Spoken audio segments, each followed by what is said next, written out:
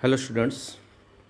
आज हम pituitary gland part third topic के अंतर्गत पार्स इंटरमीडिया और न्यूरो हाइपोफिसिस के बारे में अध्ययन करेंगे। पहले हम बात करते हैं पार्स इंटरमीडिया की। तो निम्न कशेरुकी प्राणियों में, खासकर जो असंतापी प्राणी होते हैं, उनमें पार्स इंटरमीडिया वेल डेवलप्ड होता है, अधिक विकसित होता है और फंक्शनल होता है। इस भाग से एक हार्मोन सीक्रेट होता है जिसको बोलते हैं मिलेनोसाइट स्टिमुलेटिंग हार्मोन। ये जो मिलेनोसाइट स्टिमुलेटिंग हार्मोन है, ये एक पॉलीपेप्टाइड हार्मोन होता है और दो प्रकार के मिलेनोसाइट स्टिमुलेटिंग हार्मोन या एमएसएच का सिक्रेशन होता है। एक है अल्फा एमएसएच तथा दूसरा है beta MSH. Alpha and beta MSH. जो अल्फा एमएसएच होता है उसमें पाए जाने वाले 13 एमिनो अम्ल की जो सीक्वेंस होती है वह ACTH के 13 एमिनो अम्ल की सीक्वेंस के समान होती है। ACTH यानी एड्रेनोकोर्टिकोट्रोपिक हार्मोन, जिसके बारे में हमने अग्रपीयूष ग्रंथि में जाना था। उसके 13 एमिनो अम्ल की सीक्वेंस और MSH के 13 एमिनो अम्ल की सीक्वेंस समान होती है। अब हम बात करते हैं कि ये जो MSH हार्मोन होता है ये क्या कार्य करता है।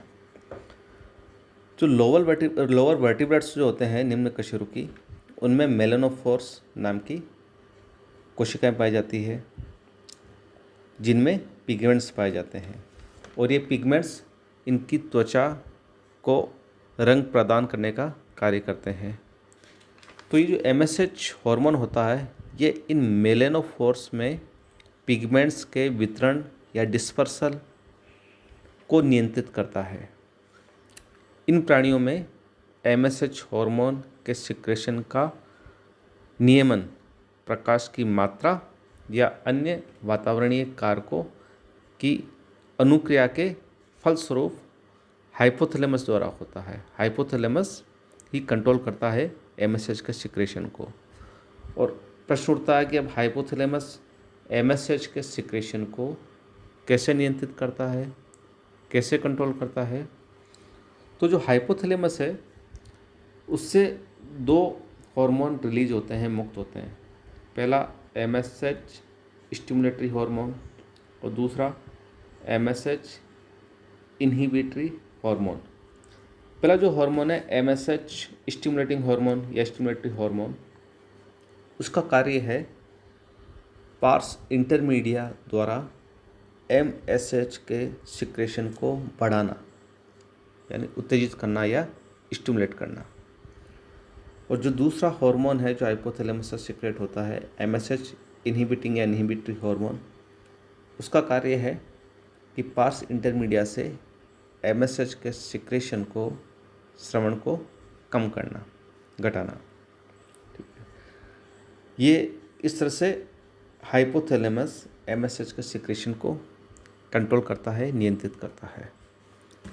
अब जो मैमल्स होते हैं उनमें MSH क्या करता है कि ये मेलानोसाइट्स में मेलेनिन पिगमेंट जो होता है उसके सिंथेसिस को और एपिडर्मिस कोशिकाओं में इनके वितरण की प्रक्रिया को कंट्रोल करता है मैमल्स में, जो कि हायर वर्टिब्रेट्स होते हैं।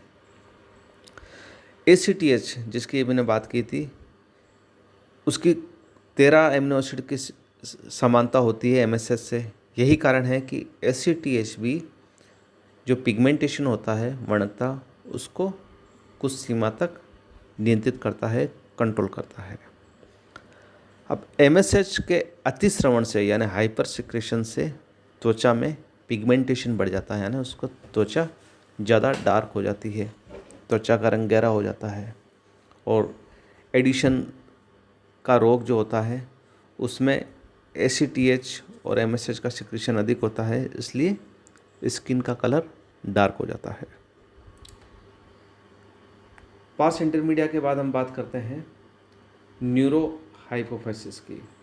न्यूरो हाइपोफिसिस अर्थात पश्च पीयूष ग्रंथि या पोस्टीरियर पिट्यूटरी ग्लैंड।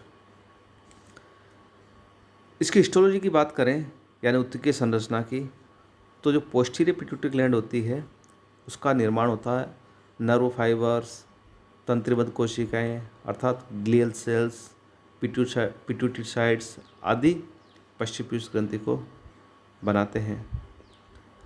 अब इनमें जो तंत्रिका तंतु होते हैं उनका ओरिजिन होता है सुप्राऑप्टिक न्यूक्लियस और पेरावेंट्रिकुलर न्यूक्लियस से। यहाँ से ये तंत्रिका तंतु हाइपोफिशियल स्तंभ से होते हुए पोस्टीरियर पिट्यूटरी ग्लैंड में ब्लड कैपिलरीज के पास पहुँचते हैं और तंत्रिका तंतुओं के इस पथ को हाइपोथैलेमिक हाइपोफिशियल ट्रैक्ट कहा जाता है। और इस ट्रैक्ट में यानी इस पथ में लगभग 1 लाख तंत्रिका तंतु पाए जाते हैं। न्यूरो हाइपोफिसिस में कोई भी ग्लैंडुलर सेल नहीं पाई जाती, यानी ग्रंथिल कोशिका नहीं पाई जाती है। इसका मतलब ये है कि जो न्यूरो हाइपोफिसिस है ये खुद हार्मोन का निर्माण नहीं करती है। अब प्रश्न उठता है कि ये खुद हार्मोन का निर्माण नहीं करती, तो इसके द्वारा जो 2 हार्मोन रिलीज हो रहे हैं, एंटी डायूरेटिक हार्मोन और ऑक्सीटोसिन, इनका निर्माण कहाँ होता है? तो इनका निर्माण जो होता है वह हाइपोथैलेमस में जो 2 न्यूक्लियस होते हैं, एक तो सुप्राऑप्टिक न्यूक्लियस और पेरावेंट्रिकुलर न्यूक्लियस, उनमें इन दोनों हार्मोन्स का निर्माण होता है। और यहाँ से ये हार्मोन जो हाइपोथैलेमिक हाइपोफिशियल ट्रैक्ट है, जो तंत्रिका तंतुओं का जो एक स्तंभ है उसमें से होते हुए ये पश्च पीयूष ग्रंथि अर्थात न्यूरो हाइपोफिसिस में पहुँचते हैं।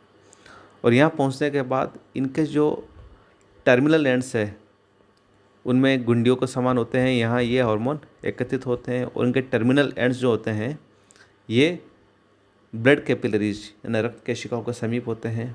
यहाँ से ये हार्मोन कहाँ मुक्त किए जाते हैं? ये रक्त में मुक्त कर दिए जाते हैं। जैसा कि हम इस चित्र में देख रहे हैं कि ये है पश्च पीयूष ग्रंथि, न्यूरो हाइपोफिसिस जिसको बोलते हैं। और न्यूरो हाइपोफिसिस में एक कैपिलरीज का जाल है और यहाँ कुछ तंतु आ रहे हैं। ये तंतु कहाँ से आ रहे हैं कि हाइपोथैलेमस में 2 न्यूक्लियस है। न्यूक्लियस होता है जो तंत्रिका कोशिकाएं होती है उनके सोमा का समूह होता है। तो 2 न्यूक्लियस होते हैं, तो पेरावेंट्रिकुलर न्यूक्लियस और सुप्राऑप्टिक न्यूक्लियस। यहाँ से ये तंतु जो एक्सोन है ये आ रहे हैं और ये जिस पथ से आ रहे हैं इसको ही हाइपोथैलेमिक हाइपोफिशियल ट्रैक्ट कहा जाता है। और इस ट्रैक्ट में लगभग 1 लाख तंत्रिका तंतु होते हैं। यहाँ से ये आ रहे तंतु पश्च पीयूष ग्रंथि में यहाँ तक आ गए। और पश्च पीयूष ग्रंथि में जो तंतु होते हैं इनके जो अंत सिरे होते हैं ये होते हैं जो रक्त केशिकाएं होती है, कैपिलरीज होती है, उनके पास स्थित होते हैं। और ये जो 2 न्यूक्लियस है हाइपोथैलेमस में, उनमें से जो सुप्राऑप्टिक न्यूक्लियस होता है इससे ADH यानी एंटी डायूरेटिक हार्मोन का निर्माण होता है। ये यहाँ से यहाँ तक पहुँचता है और रक्त में मुक्त हो जाता है। साथ ही जो पेरावेंट्रिकुलर न्यूक्लियस है उससे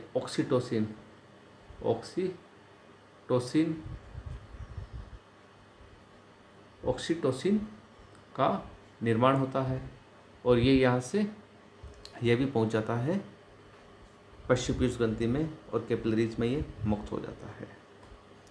तो ये तो हुआ स्ट्रक्चर और हार्मोन का निर्माण कहाँ होता है और ये कैसे पहुँचते हैं पश्च पीयूष ग्रंथि में।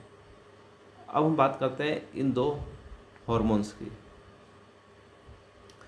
तो जो ऑक्सीटोसिन और वेसोप्रेसिन यानी एंटी डायूरेटिक हार्मोन, ये जो दोनों हार्मोन हैं ये दोनों ही पेप्टाइड हार्मोन होते हैं और इनके पेप्टाइड में 9 अमीनो एसिड्स पाए जाते हैं। जो मेमल्स हैं उनमें वेसोप्रेसिन यानी एंटी डायूरेटिक हार्मोन 2 प्रकार के होते हैं। और इन दोनों में सिर्फ एक एमिनो अम्ल का डिफरेंस होता है, अंतर होता है। एक तो होता है आर्जिनिन वेसोप्रेसिन और दूसरा लाइसिन वेसोप्रेसिन। अब हम बात करते हैं एंटी डाययूरेटिक हार्मोन है वो शरीर में क्या कार्य करता है, उसका फंक्शन क्या होता है। जैसा अभी मैंने बताया था कि जो एंटी डाययूरेटिक हार्मोन होता है वो हाइपोथैलेमस में सुप्राऑप्टिक न्यूक्लियस से सीक्रेट होता है और ये पेप्टाइड हार्मोन है। और ये कार्य क्या करता है कि स्तनधारियों में यानी मैमल्स में एडीएच यानी एंटी डाययूरेटिक हार्मोन का मुख्य कार्य है जल संतुलन। एडीएच का लक्ष्य अंग होता है वो होता है किडनी की जो नेफ्रॉन की जो कलेक्टिंग ट्यूबल्स होती है संग्रह वाहिनी, वहाँ पे ये अपना असर करता है। एंटी डाययूरेटिक हार्मोन की एब्सेंस में जो कलेक्टिंग ट्यूबल्स होती है वो जल के प्रति अपारगम्य यानी इम्परमीबल होती है तथा यहाँ पानी का पुनः अवशोषण नहीं होता है और यूरिन में जल की मात्रा अधिक उत्सर्जित होती है। लेकिन एंटी डाययूरेटिक हार्मोन के सिक्रेशन के फलस्वरूप इस हार्मोन की उपस्थिति में जो कलेक्टिंग ट्यूबल्स होती है किडनी की वह जल के प्रति पारगम्य हो जाती है तथा यहाँ से जल का पुनः अवशोषण कर लिया जाता है। एंटी डाययूरेटिक हार्मोन की उपस्थिति में हाइपरटोनिक यूरिन का सिक्रेशन किया जाता है क्योंकि जल का अवशोषण किडनी में वापस कर लिया जाता है, इसी जो यूरिन होता है उसमें जल की मात्रा कम होती है। अब प्रश्न उठता है कि जो एंटी डाययूरेटिक हार्मोन है उसका कंट्रोल कैसे होता है, इसके सिक्रेशन का कंट्रोल कैसे होगा, कैसे ये हार्मोन नियंत्रित होगा कि इसका कम सिक्रेशन करना है ज़्यादा करना है। तो इस चीज़ को मेनली क्या कि 3 कारक होते हैं। एक तो effect of osmolality of blood यानी रुधिर की ऑस्मोलिटी का प्रभाव, दूसरा निम्न रक्त आयतन का प्रभाव यानी effect of low blood volume और अन्य कारक। तो हम बात करते हैं पहले effect of osmolality of blood यानी रुधिर की ऑस्मोलिटी का प्रभाव क्या होता है कि यदि शरीर में जल की कमी होती है तो ब्लड में जो ऑस्मोटिक प्रेशर होता है वो सामान्य से ज़्यादा हो जाता है।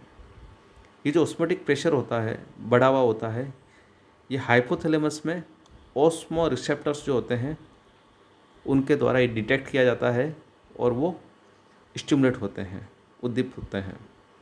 अभी जो ऑस्मो रिसेप्टर होते हैं ये यहाँ से ये जो मैसेज है, ये आवेग है, ये सुप्रा ऑप्टिक न्यूक्लियस तक जाता है और हमें पता है कि सुप्रा optic nucleus anti diuretic hormone को सिक्रेट करता है। तो जब ये मैसेज सुप्रा ऑप्टिक न्यूक्लियस को जाएगा तो एंटी डाययूरेटिक हार्मोन का सिक्रेशन बढ़ जाएगा। अब बढ़ने के फलस्वरूप क्या होगा कि किडनी की जो ट्यूबल्स है, कलेक्टिंग ट्यूबल्स, वो जल के प्रति पारगम्य हो जाती है और जल का अवशोषण बढ़ जाता है। दूसरा जो कारक है जो एंटी डाययूरेटिक हार्मोन का सिक्रेशन को कंट्रोल करता है वो है effect of low blood volume यानी निम्न रक्त आयतन का प्रभाव। यदि रक्त के आयतन कम होता है तो एंटी डाययूरेटिक हार्मोन का सिक्रेशन बढ़ जाता है। एंटी डाययूरेटिक हार्मोन के सिक्रेशन में जो वृद्धि होती है उसका उद्दीपन जो एट्रिया होता है, हार्ट का जो पार्ट होता है आलिंद, उसमें जो कम रक्तदाब होता है उसको स्ट्रेस रिसेप्टर द्वारा डिटेक्ट कर लिया जाता है, जिसके फलस्वरूप ये मैसेज जाता है हाइपोथैलेमस को और हाइपोथैलेमस के द्वारा एंटी डाययूरेटिक हार्मोन का सिक्रेशन बढ़ जाता है। अब दूसरा जो कारक है, तीसरे जो कारक है उसकी हम बात करें तो इनके अलावा जो शरीर में पेन या शोक या कुछ औषधि जैसे मॉर्फिन, निकोटीन आदि जो है वो एंटी डाययूरेटिक हार्मोन के सिक्रेशन को बढ़ाते हैं, जबकि जो अल्कोहल है वो एंटी डाययूरेटिक हार्मोन के सिक्रेशन को कम करता है। अब प्रश्न उठता है कि जब एंटी डाययूरेटिक हार्मोन का सिक्रेशन एबनॉर्मल हो जाता है तो क्या होता है। तो एडीएच का सिक्रेशन अगर बहुत कम हो जाता है तो एक कंडीशन हो जाती है, एक रोग हो जाता है जिसको बोलते हैं डायबिटीज़ इंसिपिडस। इस रोग में क्या होता है कि जो यूरिन का आयतन बढ़ जाता है, इसको डायूरेसिस बोलते हैं। बार बार यूरिन आता है, डायूरेसिस इस कंडीशन को कहा जाता है। और अगर एंटी डायूरेटिक हार्मोन का अतिस्रवण होता है, यानी सामान्य का सिक्रेशन ज़्यादा हो जाता है, तो जो यूरिन होता है वो बहुत अतिपरासारी होता है, जिससे सोडियम की सांद्रता बॉडी में कम हो जाती है। इसके बाद हम बात करते हैं दूसरे हार्मोन की, वो है ऑक्सीटोसिन। ऑक्सीटोसिन भी, जैसा भी हमने देखा कि ये एंटी डायूरेटिक के समान ही एक पेप्टाइड हार्मोन है। अब ये क्या क्या असर करता है बॉडी में, कि एक तो ये यूट्रस पे, गर्भाशय पे असर डालता है, दूसरा ये मिल्क इजेक्शन, दुग्ध निष्कासन पे असर डालता है। तो जब प्रेगनेंसी का एंड होता है, जेस्टेशन पीरियड का एंड होता है, तो जो यूट्रस की जो वॉल्स होती है उनमें जो अनैच्छिक पेशियाँ होती है, स्मूथ मसल्स, उनके कॉन्ट्रैक्शन को, संकुचन को ये हार्मोन बढ़ा देता है, जिससे बर्थ में आसानी होती है।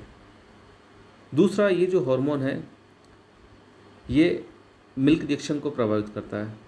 वो कैसे करता है कि ऑक्सीटोसिन का जो लक्ष्य उत्तक, जो मेमरी एल्वियोली के चारों ओर स्थित मायोएपिथेलियल सेल्स भी होती है, तो ये जो ऑक्सीटोसिन होता है ये मेमरी ग्लैंड में मायोएपिथेलियल सेल्स के संकुचन को प्रेरित करता है, जिससे मिल्क इजेक्शन बढ़ता है। फिर हम बात करते हैं रेगुलेशन ऑफ ऑक्सीटोसिन सिक्रेशन की। तो ऑक्सीटोसिन का सिक्रेशन भी ये जो मिल्क फीडिंग होती है उसके द्वारा ये कंट्रोल होता है।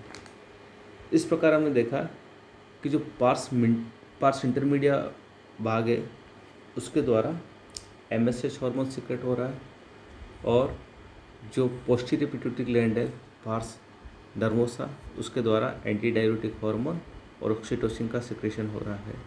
जो एंटी डायूरेटिक हार्मोन होता है वो जो ब्लड वॉल्यूम होता है उसको कंट्रोल करता है, ऑक्सीटोसिन होता है वो यूट्रस पे और मेमरी एल्वियोली की मायोएपिथेलियल सेल्स को पे अपना असर डालता है।